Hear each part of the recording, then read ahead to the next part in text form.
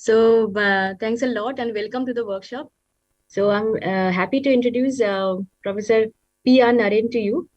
He is an associate professor of Chemical Engineering Department, School of Chemical and Biotechnology of Shastra deemed to be University. And sir, over to you. We can begin the session now. Yeah. Good morning, and I'm happy to meet so many students, so many interested participants for a 3-day workshop and OpenFOAM. I also thank the opportunity of FOSSI. I mean, not only for this workshop, we have a long interaction with the FOSSI team, and I should openly admit it is through FOSSI. I had first started using Scilab when I joined Shastra, and ever since from there, I think there's no turning back. So from Scilab, it went to DWSIM, then Open Modelica, and then OpenFOAM. So it's almost like my journey at Shastra has been continuously along with also FOSSI team, and I'm also happy that many of my students have got eventually benefited in their career because of learning this open source tool. So this, why I'm telling, is not just for gratitude, but all the participants here, there are like about 138 now. If you have any doubt that whether this free and open source tool will build your career, you can take it for granted. Yes, it does build. If you put in the right efforts, if you sustain your efforts, if you really learn well, and if you can, if you can demonstrate your learning, certainly it helps in a career. And I can give specific examples where somebody have learned the free and open source tool, got admission for their masters, or in their PhD, they were specifically asked whether you know this tool and given evidence, and they have given an evidence of textbook companion project. So I'm not sure whether those was told, but I think maybe in the valediction session, I think you can get it clarified from the FOSSI team on the textbook companion. Payal, was that told in the first session? Yeah, I mean, they have got a general introduction of what we do, but today, after the session ends, I mean, after all the talk ends, I'll go into the details of participation and how can they participate in our project and how can they get involved with us. And there are also specific examples where I can say with respect to OpenFOAM, where one of my student was asked, right, show how you knows OpenFOAM, and by knowing OpenFOAM, he got a very good opportunity in terms of his PhD. And not only this is in research and PhD, there are also cases where people have got industrial jobs because they know, like say, Open Modelica. So take it for granted, knowing free and open source, becoming yourself expertise in a free and open source is certainly going to make a way for a very good career. Now, with this gratitude note to the entire FOSSI team, I wish to begin this lecture. We will make this a more interactive one. Now, I hope you have seen the link that I have put in the chat window. If you have not joined, you can clearly join the Mentimeter. And in your screen, you must be seeing now a thumbs up icon, and which you have to click. Now, if we can see now, there are about 58 people who have clicked it. So we have about 145 people in the Zoom, but I think about 64, 68. Now you can see in the lower bottom of the screen, which I'm sharing in the Zoom, you can see the count, right? So I'll just wait till this number reach something around about 100 so that we can carry on. So those who are on mobile, you can prefer to use the app, which might be very easier to use. And if you're joining the Zoom on a laptop, then I think just on another browser tab, you can open it. Okay, so we will just go to the next slide in this. Now, you will see a question. I have just asked, what is your affiliation? I just want you to pick a choice based on your affiliation, whether you are a current undergraduate student or a postgraduate, or if you're industry or any other entrepreneur. So that's the last option. So this is just fairly to know the audience to whom I should talk. So I should be knowing a fair knowledge of the community in which I'm going to address. So we have about more postgraduate participants, so that's nice. So eventually that means this session is going to be more of very comfortable for me. Yeah, no option for research scholar. Probably you can put industry and others. So sorry, I didn't think that there was also a research scholar. So maybe you can put on industry and others. Sorry, I think that is from one Mr. Maruti Prasanna. Industry and others, I'll just take it as also as industry and research scholars, whoever is not there in the other options. So fairly, there are also second year students who have shown interest. Like we have about 13 second year students and about 11 third year students and quite a number of postgraduate students. So that's fairly nice. That makes also the session going to be more lighter for me. Okay, so we will go. So now you got an idea of how to operate on the Mentimeter, right? And you understood what is the Mentimeter. Your name was never captured, right? So when you responded, your name was never captured in the Mentimeter. That means eventually I do not know who is putting it. So it's only you will know what choice you have put. So in a way, so I hope this will break your stigma of asking questions. You don't need to worry what questions you are asking or what options you are choosing. As long as you choose it appropriately to your conscience, it's fine. So there are still about 156 participants, but I think we have got only 87. So I'm not sure there is any issue for the other participants. Nevertheless, I'm just again posting the message in the Zoom. This is for our other participants who are yet to join. So I have posted the message in the Zoom chat window. You will see a link, or you can go to menti.com and use that numeric code which you see on the screen, 89078131. There is a question that might appear. It will ask your affiliation. I agree the research scholar option I missed in the choices. So if you are a research scholar, you can probably put in industry and others. So of the 160 participants in the Zoom, so we have got about now 107. So that's nice. So I'm proceeding further, assuming that we have majority of them as research scholars and postgraduates. But nevertheless, a bunch of students are also there from second years. So that means the tone of the talk, so I have to keep it at the postgraduate level. I will still be very mindful of the undergraduate population that is there in the talk and pace the talk appropriately. So the next question is I just want to know which field you are from. Now I have listed 4, but you could be from other field also. So if you are from other field, you can just put there. Now, when I say chemical engineering, it is all chemical technology related to chemical engineering. Similarly, mechanical is mechatronics, mechanical engineering, metallurgy, production, all related field could be in mechanical itself. So these are like broad domains and not necessarily your degree. So it could be mechanical, production, manufacturing, metallurgy, all I have clubbed in one. Chemical engineering, chemical technology, petroleum, petrochemical, all clubbed in chemical. Then you had civil, others is other branches. So predominantly we have, then that means it is very clear we have people from mechanical. So that's nice. So fairly now I have understood the audience to whom I'm talking to. Okay. Now you will now see a question where you have to enter a phrase or a sentence, right?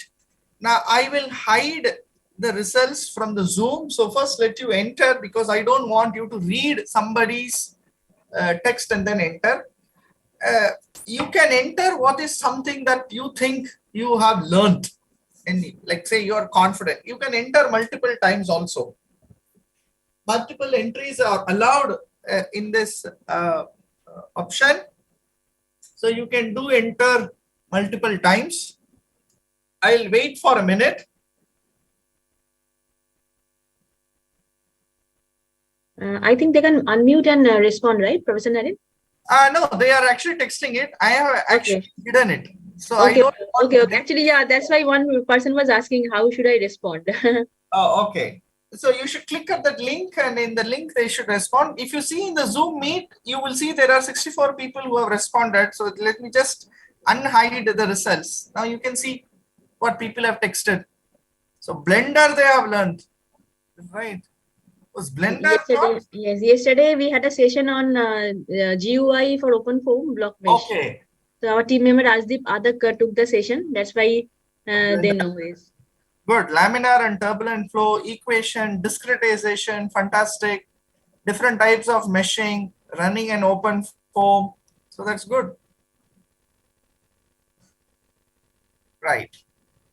So this is just for me to warm up so that you are interacting and you are not only looking at the screen. Right. So nice. So the next is something little you need to think and put what is your proficiency in these things. So on the right hand side is, I mean, one choice is that you know it very well.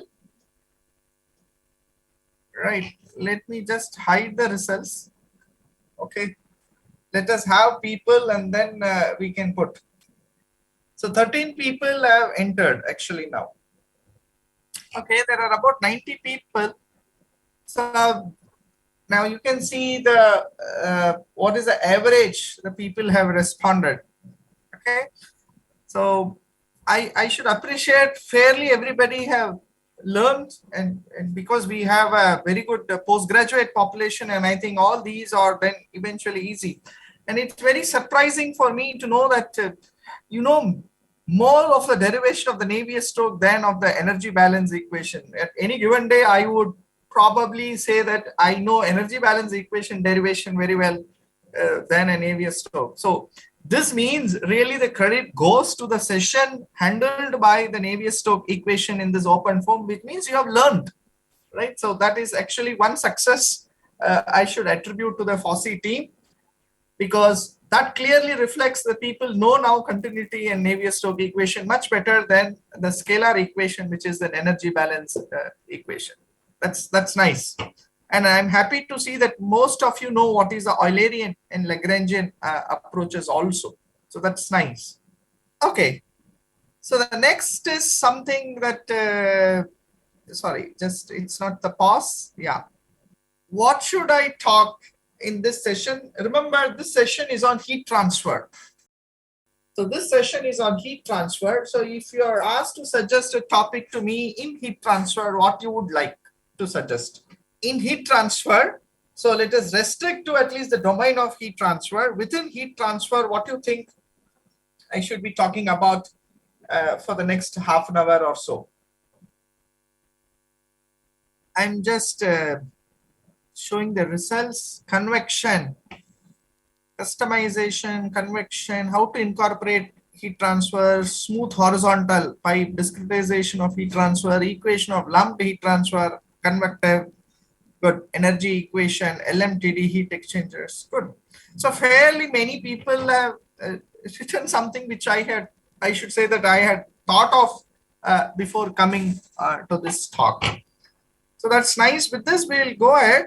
We are almost close to 10:30, so I think we should start now a good business. So this is pause to open form. What I mean by pause to open form means now I will change the screen and I'll come back.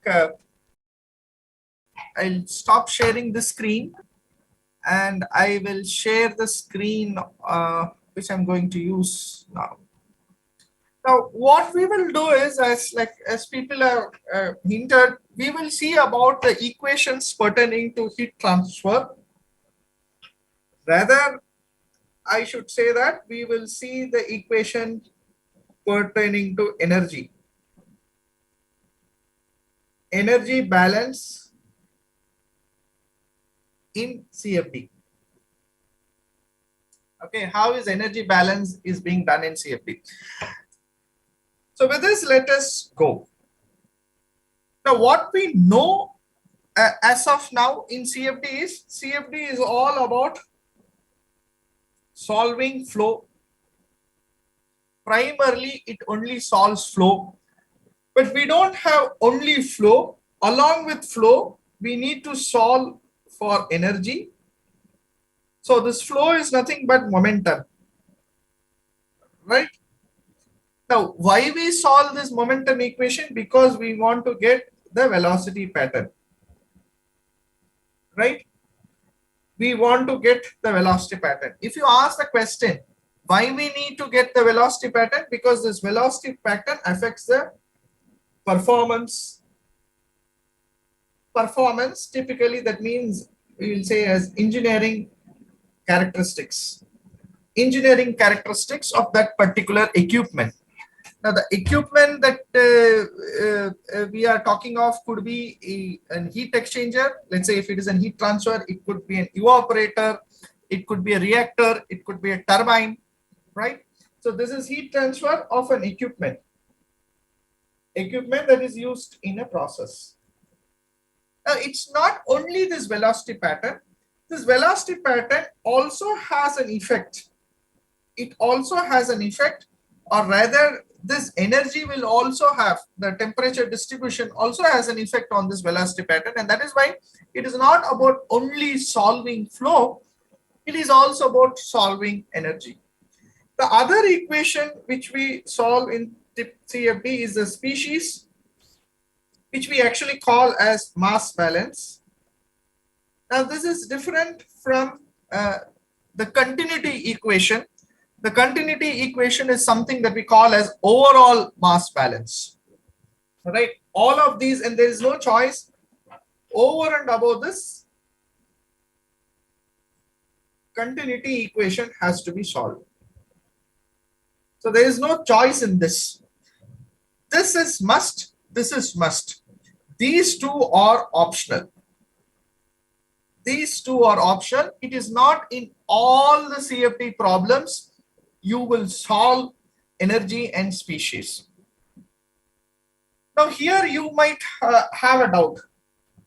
If you take a typical textbook problem on heat transfer, let's take a typical textbook problem on heat transfer, which will be like a slab. This would be a slab, the slab, so that means this is a solid slab. This is a solid slab, and they will typically tell that this end is kept at a cold point. So the cold point could be 30 degrees, because 30 degrees is cold with respect to another surface, and this could be at, like, say 80 degrees. Now, what is the temperature distribution in this solid tab? Now, can we solve this? Can we solve this in CFD? If you ask this question, can you solve this in a CFD tool? Can I solve in CFD tool? The answer is yes. Right. It is not whether you can solve or not in CFD tool, but if I reverse the question slightly, is it something necessarily a problem of CFD? No. If I ask something like that, then it is not. It is solvable in a CFD tool. Why it is solvable in a CFD tool? Because already we have seen that energy equation is there in the tool, so you can solve. But if I ask the question, just because it is there in the tool, will this become a CFD problem? No. Typically, CFD problem means it should solve the flow, it should have the velocity pattern captured. Over and beyond capturing the velocity pattern, if it also captures the temperature pattern and the species pattern, that is an added goal in that problem statement. Pure conduction. This is pure conduction, right? Or rather, in CFD terminology, this is called as pure diffusion. Pure diffusion problem, you necessarily don't require CFD as a tool, because these have clear analytical solutions, or they can be easily solved by a mathematical tool as well. I mean, by writing codes also. So before even going to CFD, if I ask me what context I'm now going to look when I say I'm solving heat transfer is, I have a flow. There is certainly a flow. Along with flow, there should be now energy. So this is the context I'm looking into, right? This is the context I'm looking into. So somebody has asked engineering KTCS, what is the shortcut you have used? Characteristics. Okay, so that is not characteristics. I think that is, I think it is characteristics you are talking, right? Okay. Now, what I mean by, I'll just answer that question and then we will proceed. Right. What I meant is engineering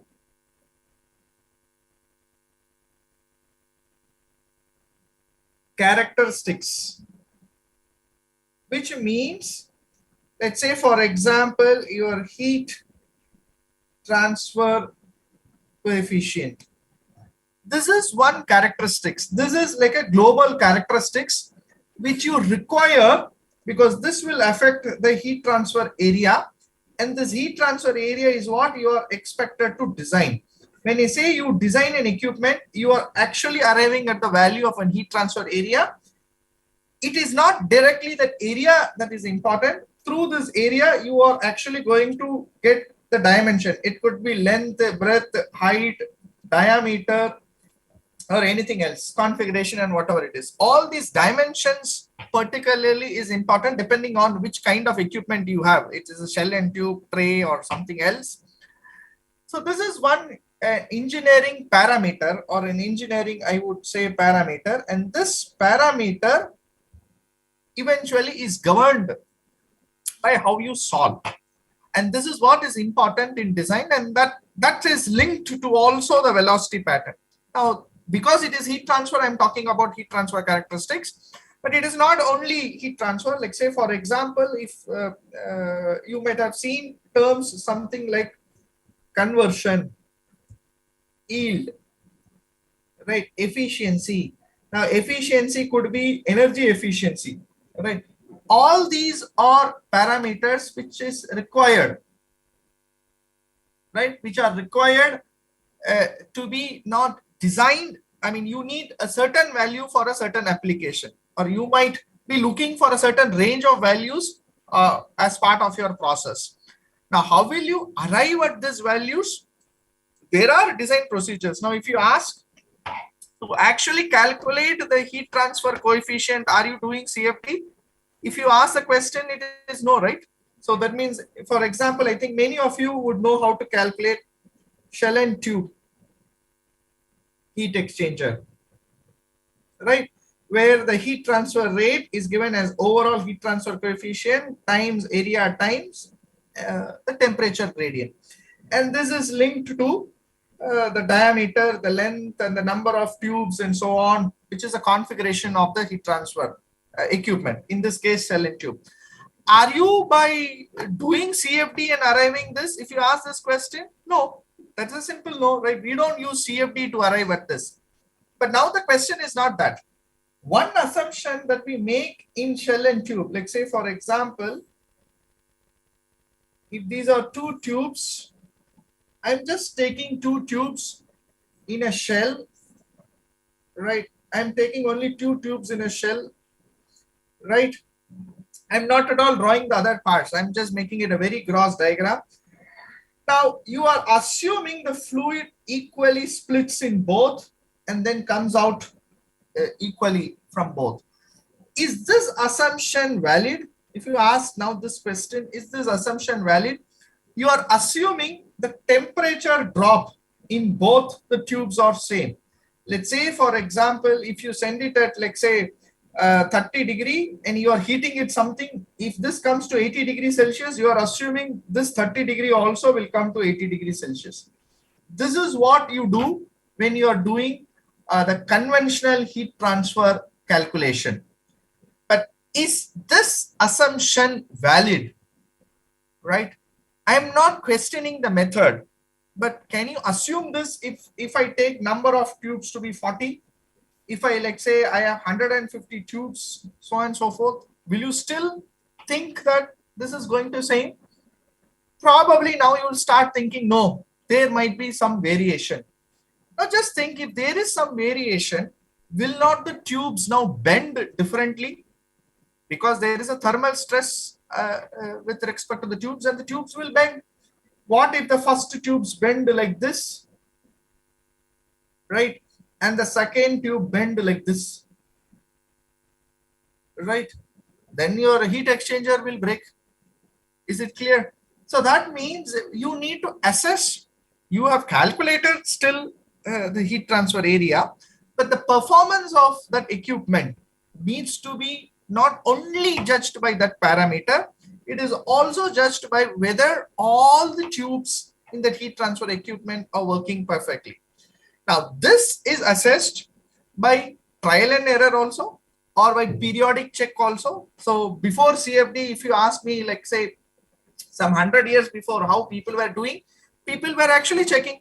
People would used to check for every week. There are systems where people used to check for every month, and every month they have to change the heat transfer tubes due to corrosion, bending, and whatever it is. Now we have techniques. Now we know to a priori assess, right? Now that is facilitated by actually solving and then seeing whether the temperature distribution is same. So I hope I have made some impact, I mean, some clarification on why is this engineering characteristics is all important. Now let me go to the rigorous equation. Now all the transport equation, what we call as transport equation in CFD, it is a transport of a quantity.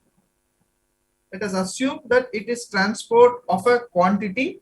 The quantity can be either mass or momentum or energy. And we follow phenomenological model. That means we will conserve this quantity. We have to preserve this quantity. This quantity cannot be lost, right? That is the very fundamental. So what is the equation that we have?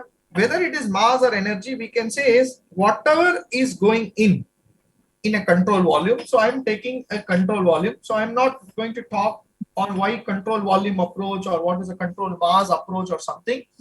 I'm directly assuming that there is a fair understanding now among all the participants who are here on a control volume. And remember, this control volume, it could be a tank,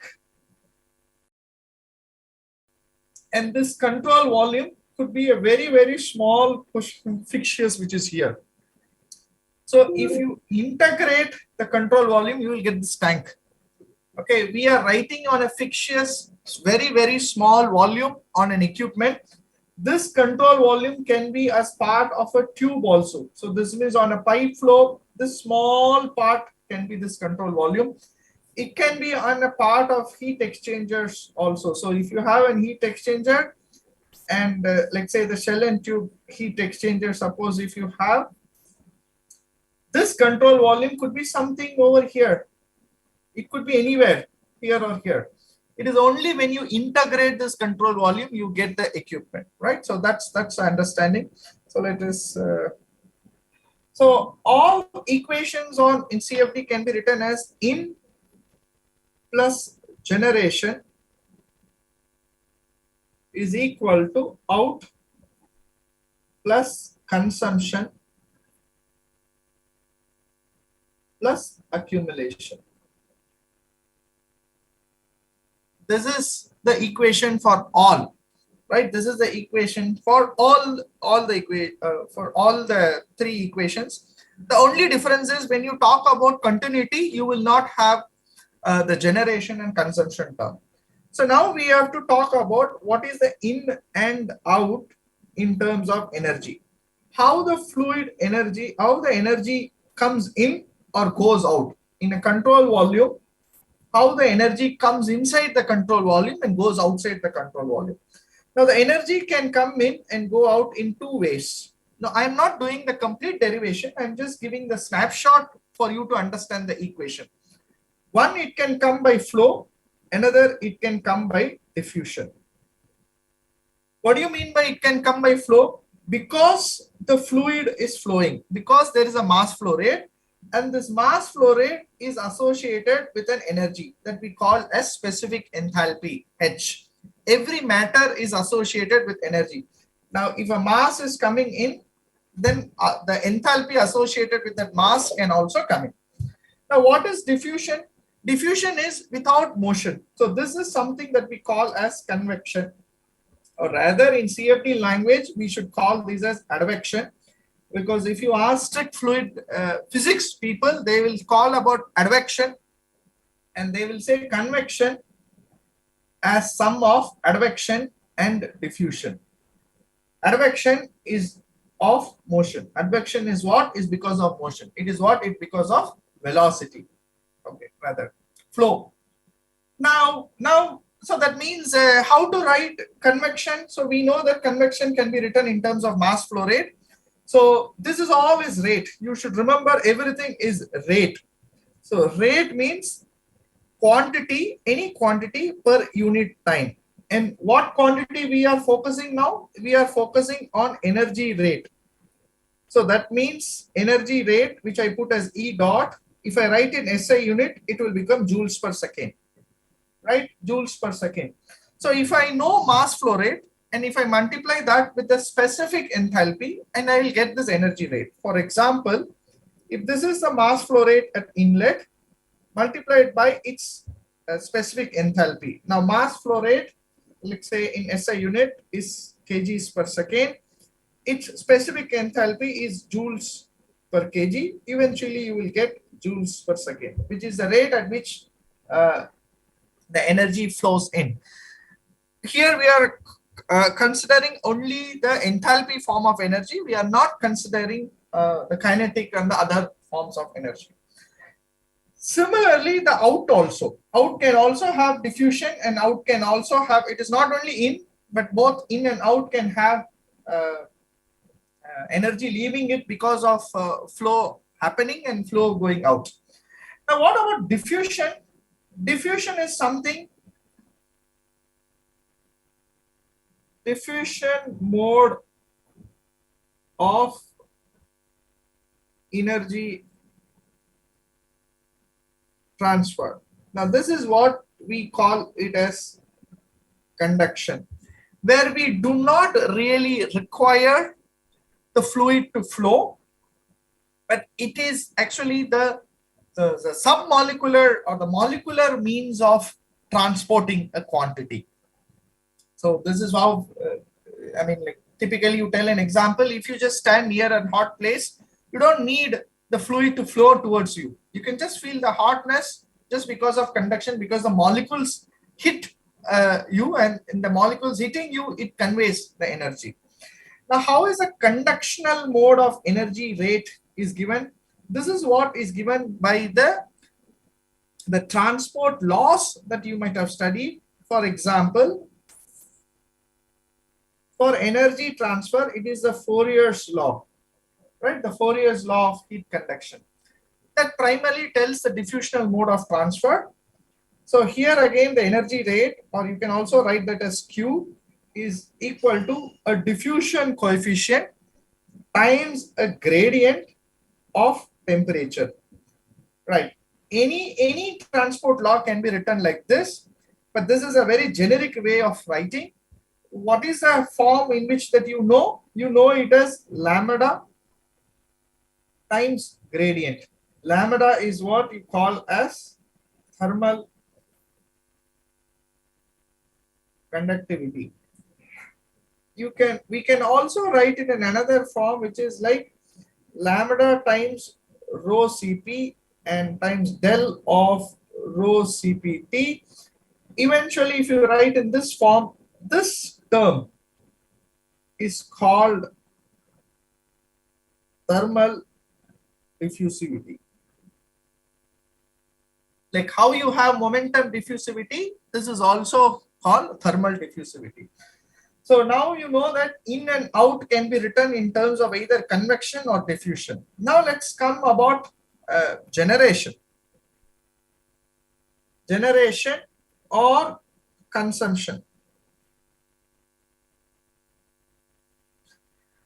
Now they are almost equal to one another just with the sign. So if you put plus sign, it let's say become generation. If you put minus sign, let's say becomes the consumption or the loss. One is by heat transfer, right? So that means from one system to another, or one control volume to another control volume, the transfer time takes place. This is nothing but heat exchange. And it is for this heat exchange, we know the equation Q is equal to HA delta T, right? Heat transfer coefficient times the area of contact between the two systems times the temperature, right? There's another way of another means also by which this generation and consumption can happen. That is because of reaction. If you think of a combustion chamber, if you think of engine, coal combustion, there is a reaction happening.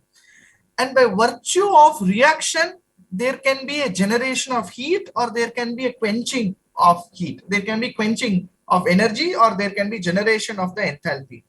That can also be written. Now, this is usually written as how much energy change, how much enthalpy change is produced, is resulted per unit of the reaction, per quantum of the mass that is getting reacted times how much is your reaction taking place. So the quantum of reaction times how much the enthalpy associated with this reaction is what is this heat exchange. This is primarily heat exchange. If you have this system, how much heat loss is there through the surface of the system to another system which is around it. I mean, there's nothing like called a system and a surrounding. Rather, a surrounding is also an equally a thermodynamic system. So that is something that you need to know. There's nothing like system and surrounding is something different. Surrounding is another thermodynamic system. The system is something that you focus on which you write the equation. But the surrounding is something in another system for which also the same thermodynamic laws are valid.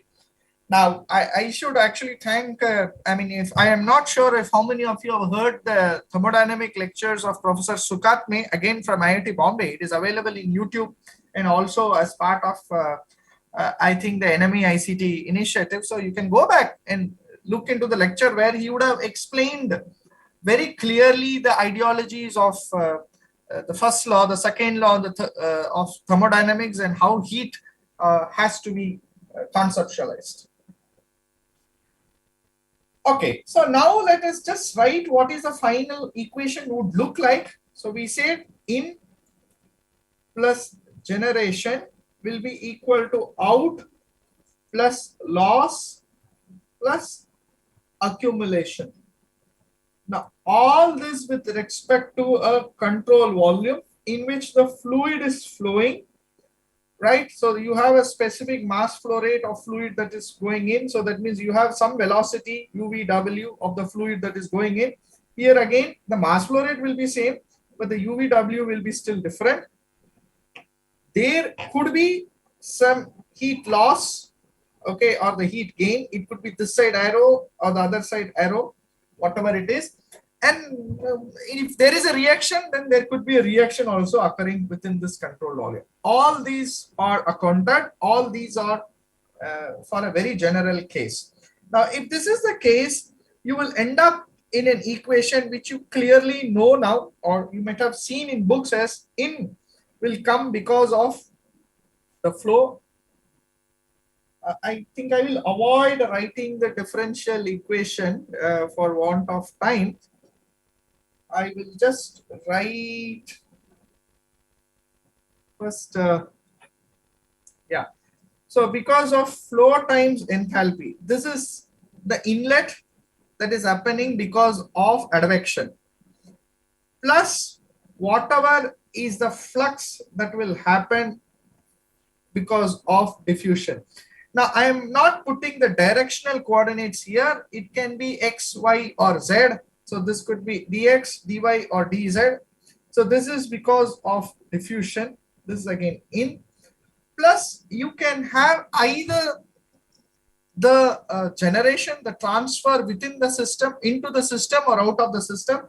So you can have here HA and area times. Here you can have a delta T, which is actually the heat transfer.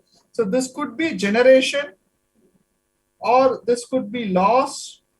I mean, generation in terms, it may be gain depending on whether it is plus or minus. Again, you have m dot h, which is out, which is actually the advection out, plus again a diffusion. This could be again dx, dy, or dz, depending on how you take diffusion, plus an accumulation term. This is d by dt of rho cpt. This is primarily again how much enthalpy is stored in the system. How much enthalpy is stored in the system. This is where the equation starts. And if you see the final, if you go back and see the book, see the other steps of derivation, you will see the final equation would end up something like this.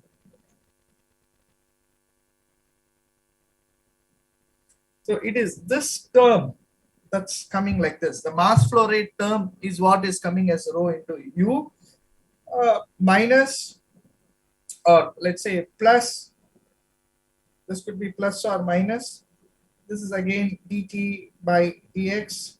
I am writing only with respect to one coordinate, but this could be actually a partial differential equation if you write it in all the three coordinates, right?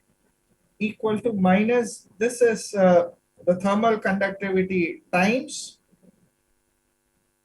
dt by dx. Again, this I am writing with respect to x, and it could be with respect to any of the coordinates. And if it is all, then it would be like a partial equation, plus d by dt of rho cpt. This is actually enthalpy term. Okay. So this talks about the net advective energy flow. This is the net diffusional energy flow, right? This is for conductive heat transfer, right? This is accumulation, and this is heat exchange. Now let's take I will take another 5 minutes just to give a prelude. Like, say, if you want to solve for a flow through pipe in a heat transfer, what you should do, so that you can practice. Let us assume that I'll take a very simple case of a fluid flowing through a circular cross-section pipe. So this is a circular cross-section pipe. So you know the diameter. Let us assume that you know the length. So this is known, diameter is known. There's a fluid. Now you can take it as water flowing, or you can take it as air flowing. I mean, you can make it as either a constant density system or an incompressible system based on the fluid that you take. So the fluid is flowing in. I hope now you know how to simulate. What I mean by how to simulate is, suppose if you give here a flat velocity profile, a uniform velocity profile, and if your condition is such that towards the end you might generate either a laminar flow through profile, or it could be a case where you will generate a turbulent flow through profile. It's not laminar will go to turbulent. Please don't take it like that way. It is like, depending on the condition, whether your Reynolds number is in the laminar regime or it is in the turbulent regime for a flow through pipe. So for a flow through pipe, it is roughly about 2100 is laminar, and turbulent is, you have to be little more than 10,000, right? The in between is like a intermediate regime. Now you can generate this. Now, in the same problem, all we have to see is what will happen if there is a heat transfer. What will happen if there is a heat transfer through the walls?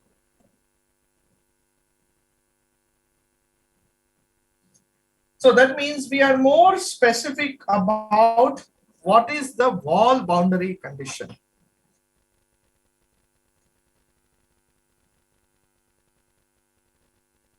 Right. Now, why we are worried about boundary condition? Because you should know that all our transport equation, they are a differential. We have written in Eulerian control volume approach, so you will end up as a differential equation. Now, to solve differential equation, you need a boundary condition. Like for example, if it is a first order equation, then you require one boundary condition. If it is like a second order equation, you require two boundary conditions for that variable, right? Only then you can solve. So that is what we are talking. And what I mean by solving it, we are actually trying to integrate this equation so that we will generate back the actual equipment. We will generate back the actual system.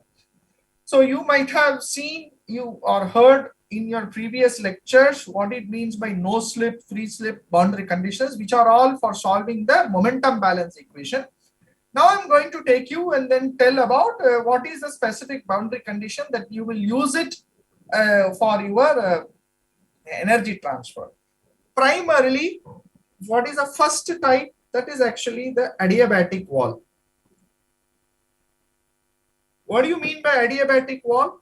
So if the surface is adiabatic, the fluid can go through it, but then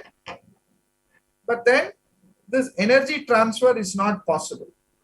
So that means no energy transfer. So when I say no energy transfer, which means Q is 0, but Q is 0, you need to think of two terms. It can be either because of flow or it can be either because of diffusion. But in wall, you always don't have flow, right? There is no flow across the wall. So this you need not worry, because in any case, there is no flow across wall. Because if the mass flow rate in the normal direction to the wall itself is 0, there is no way that the energy will get left. So the only thing that you have to now worry is about the diffusional transfer. So what is the diffusional transport equation? Now you should remember that is actually a Fourier's law, which is based on the gradient, right? Which is based on the gradient. So when you want to make the wall as adiabatic, it means you are making the gradient as 0. The gradient of temperature across the surface, across the wall surface is 0. So that means on the normal direction to wall, right? On the normal direction to wall, dt by dn. This dn stands for, I'm telling about normal direction to wall. If this is your wall, that means in this direction, dt should be equal to 0. Right? There is no transfer allowed, permitted, right? So we can write adiabatic wall either by writing the heat transfer rate as 0, or we can specifically clearly write it as the temperature gradient being 0. Why we are not worried about the flow? Because we know that anyways flow is 0 across the wall. What is the next known condition in heat transfer? So that is an isothermal wall. Now that is fairly easy. So if you have a system where there's a flow is happening, and now I'm saying this surface is isothermal. What I mean by that, this surface is isothermal, that means the temperature of the surface is fixed. So that means to specify something as isothermal wall, this should be a known constant. You should prefix this to a known value. That is what it means by isothermal. It's fairly a constant. I mean, fairly simple. The third one is diathermic wall, or what's called as with heat exchange, or you can also very simply know it as it is a non-adiabatic surface. That means you have a control volume on which there is a flow happening, but then you are saying that there is also a heat transfer happening, but that does not mean the temperature of this wall is fixed. This temperature of this wall is not fixed. So that means it is neither isothermal nor it is adiabatic, but then it is allowing some heat exchange. If this is the case, then for that wall surface, you need to specify this heat transfer rate or the heat exchange rate. Now in CFD, specifically in CFD, these two you don't need to specify, because one area is from geometry, it is automatically known because you are discretizing, you are drawing the geometry and everything, so it knows this.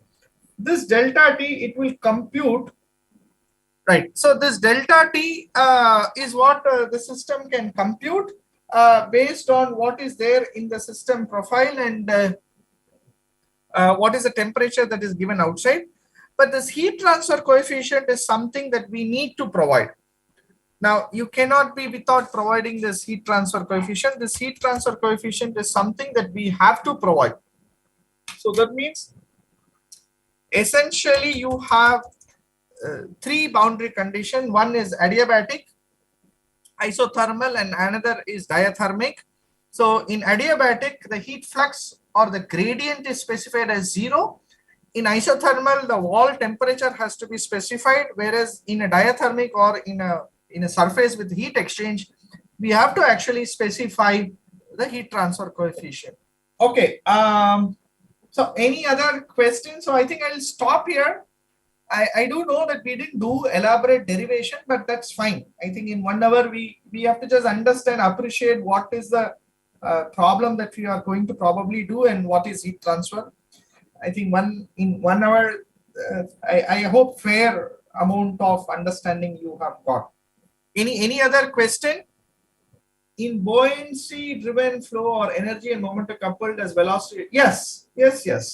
So now in your CFD formulation, like you might have to specify something as constant thermophysical properties, or like something like incompressible flow, constant density flow. Now, if you are taking air, and if you know that the temperature distribution degrees, and let's say you are heating till 220, in that case, you cannot assume air to be now incompressible. It is no longer a constant density system, because the variation in density will eventually change the velocity pattern, and eventually that is going to affect the distribution.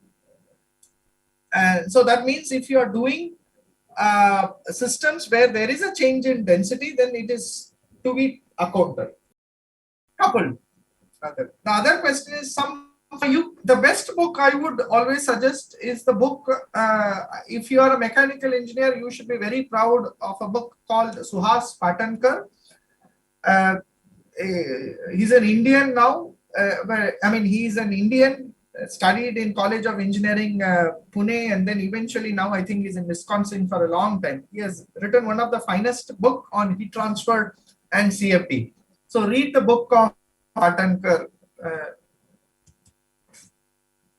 So are we done? Okay, so I hope we can close this talk session now and proceed to the next one. I would like to thank Professor Naren a lot. Thanks a bunch, sir. This was a very interactive and informative session.